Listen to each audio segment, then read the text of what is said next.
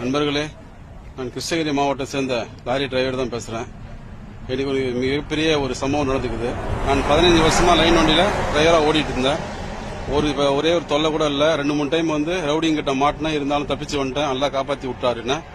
அப்படி இருக்கும்போது இன்னைக்கு சாக்லேட் வண்டியில வந்து டப்பா வண்டியில ஒரு மாசம் ஆச்சு நான் டியூட்டி மாத்தி மாச சம்பளத்துக்கு வந்திருக்கிறேன். மாசம் வந்து எனக்கு வெறும் 22,000 ரூபாய் சம்பளத்துக்கு தான் வந்திருக்கிறேன்.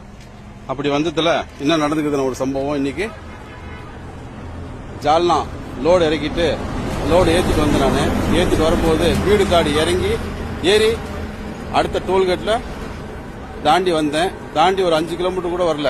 வந்த உடனே என்ன பண்ண, ஒரு 4-5 வண்டி நின்று இருந்தது. 2-3 வண்டி தமிழ்நாடு வண்டி, 2-3 சடைய வண்டி நின்று. ஒருத்தர் நின்று என்ன சொன்னா, ஸ்கோட் இருக்குது, போகாதீங்க அப்படின்னு சொல்லி, அதனாலதான் வண்டியெல்லாம் நிக்குது அப்படின்னு சொல்லி சொன்னான்.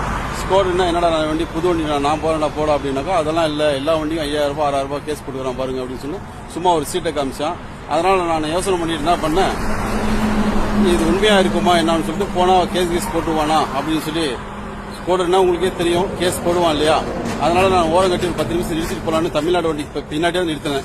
மொத்தம் பொலிரோ ஒன்று வந்துச்சு. வந்த உடனே அந்த பொலிரோ என்ன பண்ணாங்க, மொத்தம் 3-4 பேர் வந்தாங்க. முன்னாடி 2 தமிழ்நாடு வண்டிக்கு என்னவோ சொன்னாங்க. அவங்க வண்டி எடுத்து கிளம்புனாங்க. நான் வண்டி ஸ்டார்ட் பண்றேன், அவங்க கிளம்புறாங்கன்னு வண்டி ஸ்டேரிங்ல உட்காந்துருந்தேன்.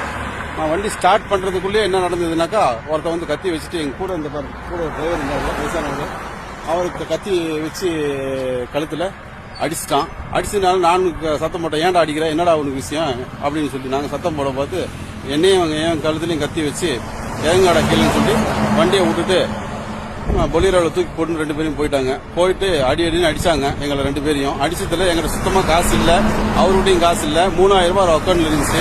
அவன் என்ன சொன்னா, ஹிந்தியில சொன்னா 15,000 தே தேனேகா ஜாவ் அப்படின்னா 15,000ல அவர்கிட்ட 3,000 இருந்துச்சு. அவர் அக்கௌண்ட்ல 3,000 அமிச்சாப்புல. ஏன் நான் என்ன பண்ணேன், நான் அடி தாங்க முடியாத எங்க நண்பர்கிட்ட ஒருத்தர் போன் பண்ணி சொல்லி ஒரு 12,000 போடுப்பா அர்ஜென்ட் அப்படின்னு சொல்லி வாங்கி 5,000 ரூபாய் அவங்க அக்கௌண்ட்டுக்கு அமிச்சோம். நான் அதுக்கப்புறம் இன்னொருத்தர் என்ன சொல்றான், 15,000 நெய்யே 50,000 கொடுத்தாதான் விடுவேன்னு சொல்லி அடிக்கிறானுங்க. அடி என்னால தாங்க முடியல. மறுபடியும் அதே நண்பருக்கு போன் பண்ணி சொல்லி, இந்த மாதிரி எனக்கு கொஞ்சம் காசு அனுப்பிச்சு விடுங்க நீங்க தயவு செஞ்சு, நான் ஒரு அர்ஜென்ட் அனுப்புங்கன்னு சொல்லி சொன்ன உடனே அவரும் பாவம் எங்க நண்பர் அனுப்பிச்சு விட்டாரு.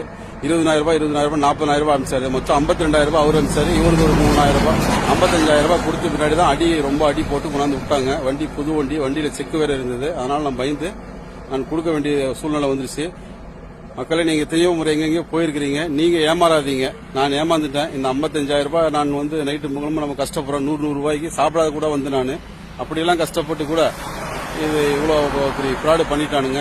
நான் என்னுடைய வாழ்க்கையில ஃபர்ஸ்ட் முறையை இந்த மாதிரி காசை எழுந்திருக்கிறேன். இந்த காசுடைய வழின்னு உங்களுக்கு என்னன்னு தெரியும். நீங்களும் அதை வந்து பயன்படுத்திங்க. இதுக்கு மேல இந்த மாதிரி ஏதாவது சொன்னா உங்களுக்கு நீங்க வதந்தியை நம்பாதீங்க, நிறுத்தாதீங்க வண்டியை. நன்றி.